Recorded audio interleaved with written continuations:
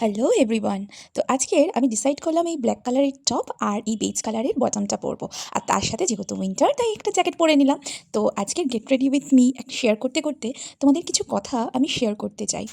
এখন তোমরা যে এক্সট্রোভার্ট মেয়েটাকে দেখছো বা সবার কাছে আমি যেরকমভাবে নিজেকে রিপ্রেজেন্ট করি, আমি কিন্তু একদমই এরকম ছিলাম না। আমি ভীষণই ইন্ট্রোভার্ট ছিলাম আর আমি ফার্স্ট বেঞ্চে বসতাম অ্যাটলিস্ট ক্লাস 10 পর্যন্ত। 11-12 গিয়ে ওই সবাই যেরকম বলে পাখনা গজিয়েছে ওটাই হয়েছিল। আর আমি পড়াশোনায় কিন্তু ক্লাস 10 আমার স্টার মার্কস ছিল। যাই হোক, এটা আমি 10 বছর আগের কথা বলছি, এখনের পড়াশোনা দিয়ে কিন্তু জাজ করো না। তো আমার এইরকম এক্সট্রোভার্ট হওয়ার পেছনে অনেক অনেক মানুষের অবদান। যে মানুষগুলোকে আমি একসময় বিশ্বাস করেছি, তারা হয়তো আমার পরিবারের মানুষ ছিল, হয়তো আমার বেস্ট ফ্রেন্ড ছিল, আমার খুব কাছের বন্ধু ছিল, কিংবা আমার প্রাক্তন ছিল। তারা আমাকে প্রতি মুহূর্তে বুঝিয়েছে, যখনই আমি তাদের ঘিরে তাদের প্রতি ডিপেন্ডেন্ট হয়েছি, আমি তাদের ভরসা করতে শিখেছি, তখনই তারা না তাদের হাতটা সরিয়ে নিয়েছে।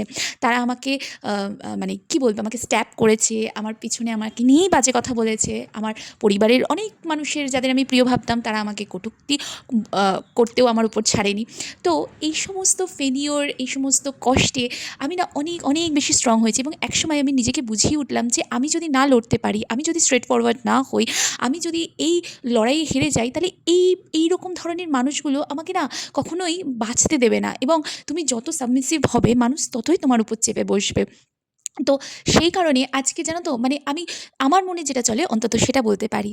তাই সমাজ তোমাকে মেয়ে বলে যতই বলুক যে তোমায় এরকমভাবে বলতে নেই, এরকম কথায় চলতে নেই, এইরকম স্ট্রং হতে নেই, একদম পাত্তা দেবে না। জাস্ট ইগনোর দেম আর নিজের শর্তে বাঁচো। নিজের যেটা ইচ্ছা সেটাই করো, ঠিক আছে? কারোর কথা শোনার দরকার নেই। তুমি জানো তুমি ঠিক, তোমার বিবেকের কাছে যদি তুমি ঠিক হও, তাহলে তুমি নিজের কাছে ঠিকের থেকে বেশি বড় কিছু হয় না।